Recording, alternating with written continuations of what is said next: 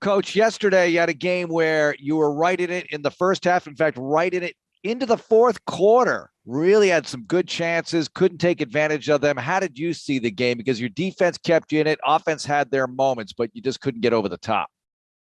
Mark, and I think it started at the end of the third quarter, going into the fourth quarter, when all of a sudden we end up getting the interception. They end up getting a touchdown off of that. We come back, we get the ball. We've got a 50-yard completion, explosive play that gets called back because of a holding call. We were able to overcome it, but we got down there in that drive, and this is where I think the turning point of the game was. We got down there on the 18-yard line with 3rd and 3, and we get sacked, and we kick a field goal, and we miss it, and which would have gave us 10-10. And I thought after we missed the field goal, I think they went down and they scored again to make it 17.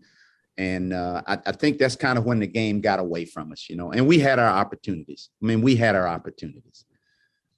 Coach, defensively, yesterday, the first, I think, 7 drives that the Niners had were punt, downs, interception, and then the one field goal before the half.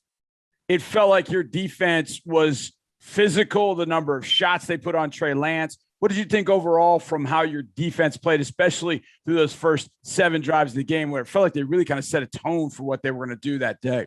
Well, when I look back on it, John, they never scored until the fourth quarter. Right. So the never scored a touchdown to the fourth quarter. So the point was we were playing very, very well up into that point.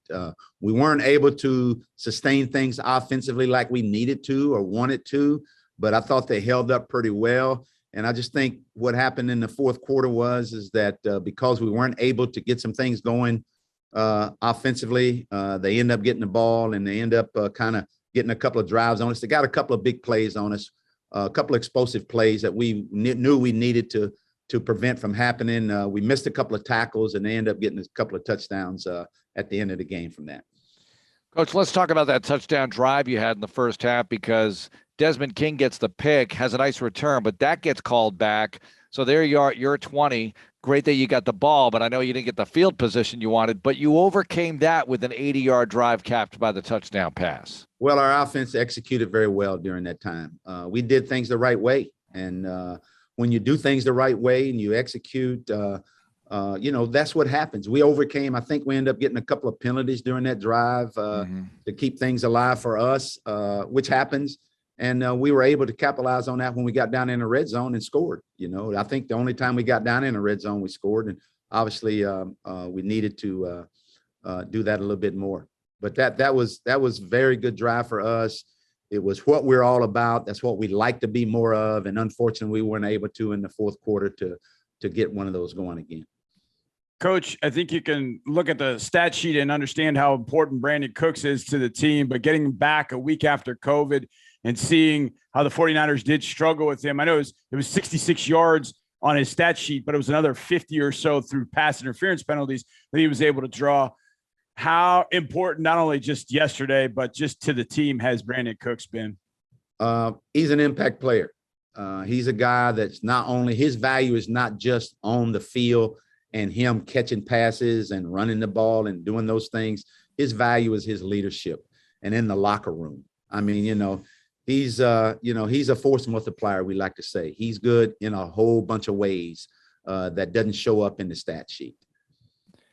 Coach, their defense obviously had some problems moving the football, especially in the second half, but you kept Nick Bosa in check for much of the game, and they've got a lot of playmakers on that side of the football. What did you make of the way your offensive line and blocking scheme in general, of the way they managed things? Well, I thought for the most part, we attempted to run the ball. We had a little success running it. I think it kept them off balance a little bit, and it kept that pass rush down because they got a very good pass rush, got a very good defensive front seven. And, again, obviously Bosa, we weren't going to let him wreck the game. He didn't wreck the game. It's just that we just weren't able to consistently do what we needed to do. And I think more so than anything, I think we were the enemy more so than what they were doing on defense, Mark. Coach, getting the number of guys that you did back from COVID, playing a game against the Chargers, I don't know, down about 24 guys, it felt like, and getting those guys back, this week. How did that help in preparation for this team, and how did it just help overall having the number of guys and the quality of guys like Brandon Cooks, Justin Britt coming back, et cetera? Well, the depth was a big thing. And in practice, obviously in practice, we had to adjust practice when all those guys are down with COVID for the Chargers game. Getting those guys back this past week allowed us to be able to practice the right way. It allowed us to be able to save some guys. It allowed us also to be able to play a bunch of more guys in the game because we had more guys able to be able to go in and play for us. Coach Davis Mills, we saw what happened in the 2 victories prior to this game, and then some moments in this game. Are you continuing to see that arrow going up for him? And tell us about that a little bit. What you're comfortable with having him do? Have you added to the plate? How are you handling that with him? Well, he is still progressing. His arrow is definitely up. I'd like to get the one throw back that he had on the interception. I'd like to be able to hit a couple of throws that we didn't hit, but for the most part, his arrow is up. And then when we're doing things the right way offensively, and he's executing and doing and taking care of the ball, we did not take care of the ball as well yesterday as we needed to. He also had a couple of fumbles there that we were able to recover. We just got to be better at doing that. And that's the one thing that he's got to continue to do is just protect the football, because when he's protected the football for us, we've been fine offensively, and we've been able to do what we needed to do offensively when he's protected the football. Coach, last week of the year, it feels sort of strange to say week 18 of the regular season as we go towards the 17th game, but getting ready for the Titans. It's a team you've seen before. They're playing for a number 1 seed in the AFC. It feels like it is a big game because of what is at stake. You beat them previously. How are you feeling going into week 18? Unfortunately, knowing it's the last one, but also knowing, hey, there's still one more to play. We still want to end it the right way, Mark and John. And ending it the right way means ending it with a win, regardless of what they're playing for, whether they were playing for it or not. It wouldn't change the way we're approaching the game, yep. The way we're going to go about the game. And we're just going to go out and do things better this week than we did that last week, because I didn't feel like last week that in all 3 phases that we were consistent enough as we were the week before. And we just got to get back to doing that. If we get back to doing that, then we'll be fine in the game. Coach, you beat them the last time you played them, and it feels like a long time ago now. And how I know the world's different, obviously different quarterbacks starting for the Texans in this situation, some of the personnel, but what can you take out of that game and bring to this game? And what do you need to forget about in order to take the field with your best chance to win? Well, the thing we've got to do is, obviously the last time we played them, we were fortunate enough to get 4 turnovers. You don't count on that all the time, getting 4 turnovers. And I think that was a big part of the game the last time we played them. The thing about the last time we played them, they weren't able to run the ball on us, and we made them do something that they didn't want to do, and that is throw the football as much as they had to throw the football. And basically, we just got to be able to control the ball offensively, be able to keep them off the field, be able to control it, and be able to get touchdowns instead of getting field goals. Hey, Coach, how was it to coach a game outside without being poured on? Man, it was wonderful. I tell you what, we were definitely in California and really close to Hawaii is what I felt like.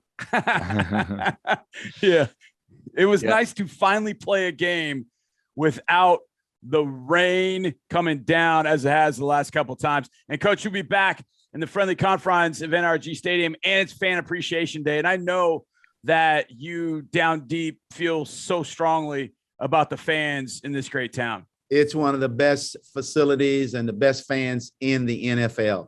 And we're hoping that this weekend, when we play that last game, that we send everybody out in the right frame of mind, looking forward to next year, and obviously knock those guys out of the number 1 seed. Well, Coach, they're running the football pretty well right now. You mentioned being able to stop the run and forcing them to throw it a little bit. What about defensively? Because obviously you want to be able to move the football whichever way you choose, but the kind of balance you mentioned last week, it's not so much the yardage. You'd like yardage on the ground, but it's also the attempts. And can you discuss for the fan, for the people listening, what that enables you to do with play action and things like that, that makes the offense more diversified? Well, it does. What it does is it keeps the defense from just pinning back their ears and just coming back after you when they know that they got to play the run, gap control. When you're playing gap control and you're playing run defense, you can't just tee off on the quarterback. And when you are running it with those attempts, Mark, what ends up happening is they end up having to get an extra guy in the box, and that's where the big plays down the field come from. Actually, yesterday with Brandon, we end up getting one off of a big play action pass that got called back. Simply because of what we had been doing, attempting to run the ball. But you got to be able to do that. Again, it gets the defense, the linemen, a lot more tireder when they're having to be able to play the run and the pass, and knowing that they're going to run the ball and they got to play the run. And we're going to attempt to do that this week, and hopefully do it better than we did last week. Coach, whenever you walk around the building in week 17 or 18, the last week of the year, you see guys kind of shuffling along. They're banged up. They're beat up. How do you feel? Well, first year as head coach, how are you feeling? I feel really good right now, and I feel really good about the fact that we played this team before. It's a very good football team, one of the best football teams in the National Football League. We're fortunate enough to get a win from them. We're playing at home. We're playing in front of our home field here with our fans, and I feel great about looking forward to getting a win in the last game of the season and going into the off season in a great frame of mind, looking forward to next year. Well, several weeks ago, I asked you about getting later in the season and how you're adjusting practice. And it seems like, especially with those Wednesday practices, you've changed the way you've done things a little bit versus earlier in the season. What about that, Coach? Well, we've changed that too for two reasons, Mark. One is COVID. Because of the number of players that weren't available for us, we had to change how we went about our Wednesday practice, whether going in pads or not going in pads. And then at this point, too, the second reason is you get late in the year, you kind of know they get a little tired. We've kind of been doing this now for 18 weeks, and you kind of know you just want to be able to get them out, get them fresh, just know what they're doing, and go out and play and play to win. Coach, earlier. Or I guess early last week, but it was after we had talked to you, John Madden passed away. And I know you talked about him a little bit in the press conference, but did you ever have any dealings with Coach? Had you ever met Coach Madden, John Madden? Yes. And what did he sort of mean to you? Because I know everybody in football probably has some sort of story. They kind of grew up with him as a coach or broadcaster or the video game magnate. What about Coach Madden for you? I had a Monday night game in Philly back. I don't remember the year, and we actually Coach Madden and Andy Reid were good buddies, and they brought in. He used to travel in that bus because he never flew. Yeah. And that Madden bus, and we got to go on that Madden bus. And I'm gonna tell you something now. That was it was better than being on a flight in first class with the way he traveled. I understood exactly why he did what he did. But listen, he was obviously what the NFL is all about as a football coach, as a broadcaster, as a human being. I mean, he's the epitome. I mean, I told this story. I used to look at some of the telecasts, and I looked just to hear him. Sometimes I wasn't even watching what was happening with the football game. I wanted to hear his comments on what was happening, because his comments were basically so to the point to where that everybody, whether you were a fan or you were a coach, you understood. He put it in a simplistic terms of where that you understood. He kept you involved in the game, and you just loved his delivery. He and I think Pat Summerall, who he was with for a long time, were two of my favorite. Do you think that really helped the football people as far as the credibility of that team, Coach? Because Pat Summerall played in the league and he became maybe the best play-by-play man ever. And just to know that those two guys are doing a game, that had to factor into their credibility with especially football people. Not only that, Mark, you're exactly right. Being former players, the point is that they understood the game, and they understood from a fan perspective what the fans wanted to hear, how they wanted to hear the game, and they called it that way. And just like you said, I mean, there is never any two better than those two at calling an NFL football game. Well, Mark's going to get upset at you saying that, Coach, because Mark likes to think he's in that category as well. Well, listen, he's number one with us. Just know that. That's all that matters to me. Coach, another thing came up last week, of course, Andre Johnson making that Hall of Fame finalists list. And that was a big deal. I know you mentioned a few things in your press conference, but coaching the position for so long as you have, and then being able to see him across the field. And I know you're coaching offense and he's playing offense for the opponent. Times you've seen the Texans, or seen him on film against other teams. What were your thoughts on him, watching him play, watching him do his craft? I've been fortunate to actually coach a couple of Hall of Famers, and I've coached Hall of Famers and Pro Bowls through my career. And listen, Andre Johnson is a Hall of Fame football player. It's not a matter of him getting in the Hall of Fame. It's just a matter of when he will be in the Hall of Fame. He is a definite Hall of Fame football player. And I know that it's just a matter of time, whether it's this time around or the next time around. He is definitely a Hall of Fame football player and deserves to be in there. Deserves to be in there on the first ballot. Coach, in both of our instances, whether it's me and Mark on our side or as a coach, I don't think we're supposed to be starstruck by Hall of Famers, players. But I thought about this yesterday because I was up in the press box and there's a big kind of mural and they had Joe Montana. And I remember I did a phone interview with Joe Montana one time for my radio show. And thank God he wasn't in the room with me because I was very nervous in meeting him. Do you remember the first person or player or whomever it was that you were starstruck by? I'm sure you're not anymore because you've been around it, you know it. But was there a player or was there a coach or somebody that you were sort of starstruck by when you met him or her for the first time? Bill Walsh. Oh, well, yeah. I mean, Bill Walsh. I mean, I happened to get into this business with a few Bill Walsh proteges, Sam Whites, Andy Reid, those guys that basically were West Coast offense, and Sam actually had coached for him. And I was very fortunate to be at a couple of symposiums where Bill Walsh was the speaker at the symposium. And just listening to him talk football and the way he talked football, the way he understood football, the way he saw football, to me was just amazing. And I've never forgotten that. And I've carried that with me through my entire NFL football career. And it has served me well because he is one of the all-time greats at being able to do what you want to do as an offensive football coach and as a head football coach, obviously winning multiple Super Bowls. Well, and he coached one of the best wide receivers in Jerry Rice. And Coach, I know you have Brandon Cooks. He's coming off 1,000-yard season earned in Sunday's game, got the yardage to do that. I know it's not all about the numbers, but it's nice to see. And then you have him. You have younger guys like Nico Collins, a rookie.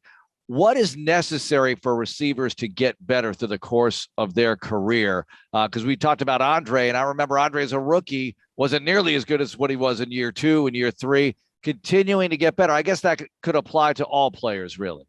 Yeah, but I tell you what, the one thing I found out when I first came to the NFL coaching in this league, the toughest position to coach in this league when you break in as a rookie is wide receiver. And I say that simply because of all the things that are involved as far as reading coverages, all the things that are involved as far as in the run game, all the things that you're involved in. You're involved in the whole total deal.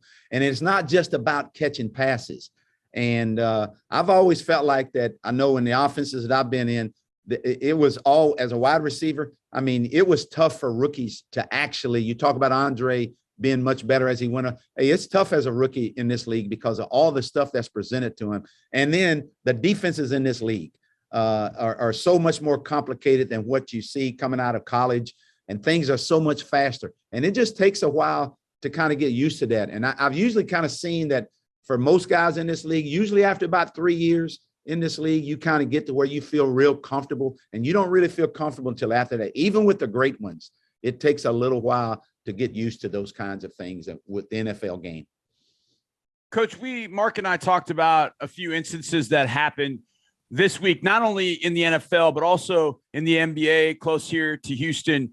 And it had to do with players leaving basically during a game. I don't know if that's ever happened at any point, but the point came up of the three of us, we're not young.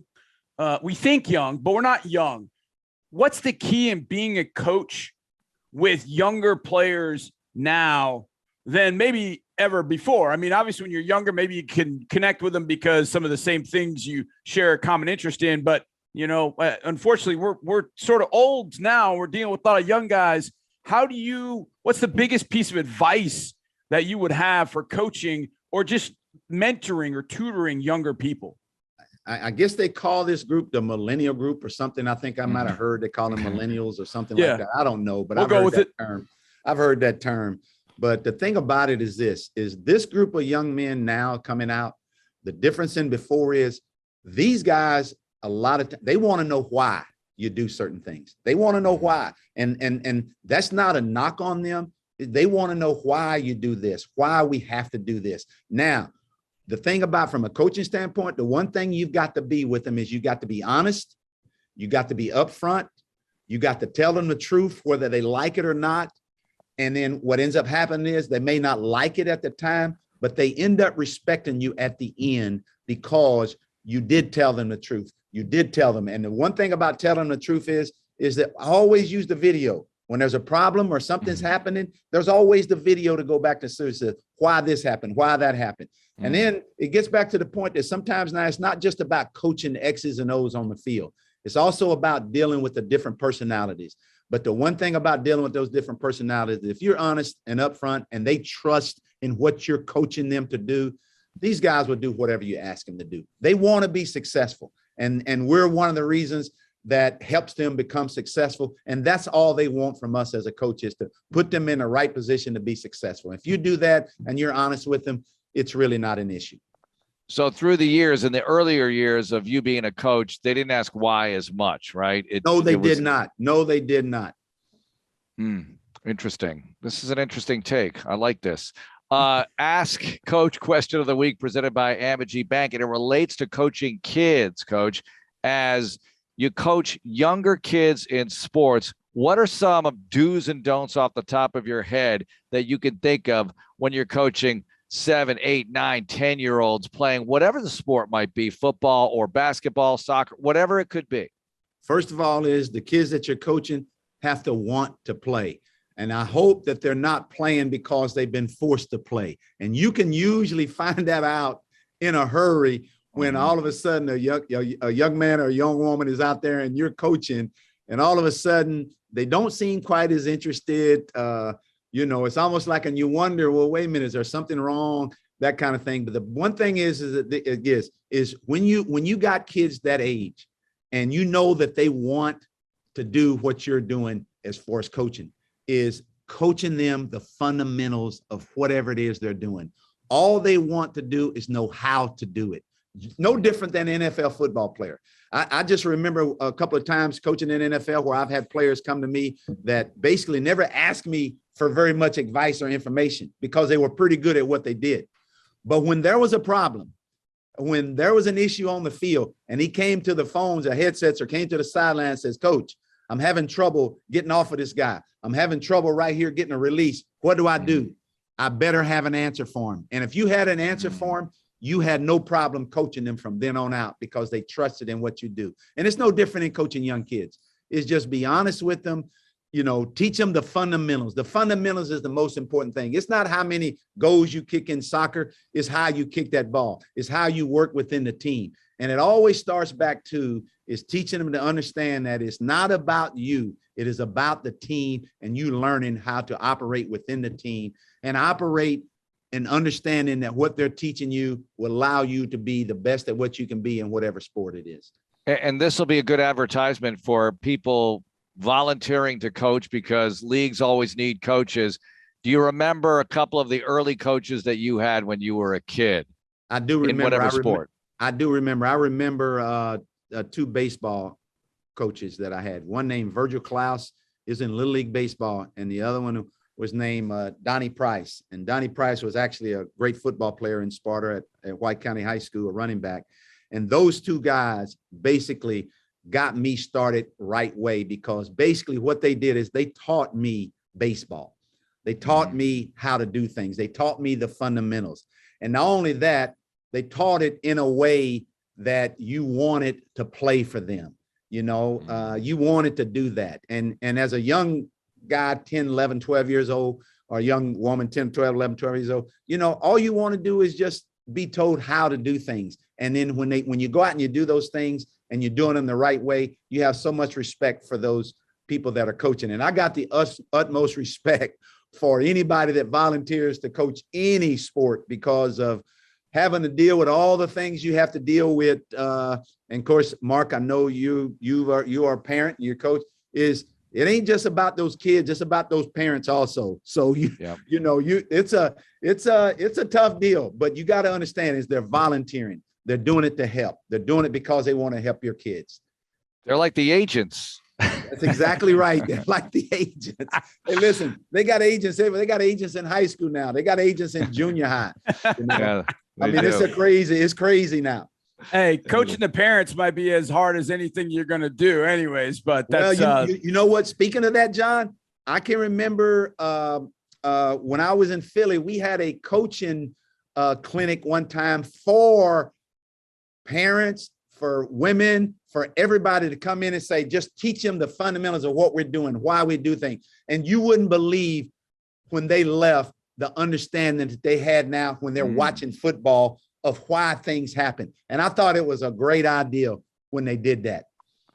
Coach, we really appreciate the time. Great insight. Thank you very much. And good luck this week getting ready for the Titans. Thank you very much, both of you.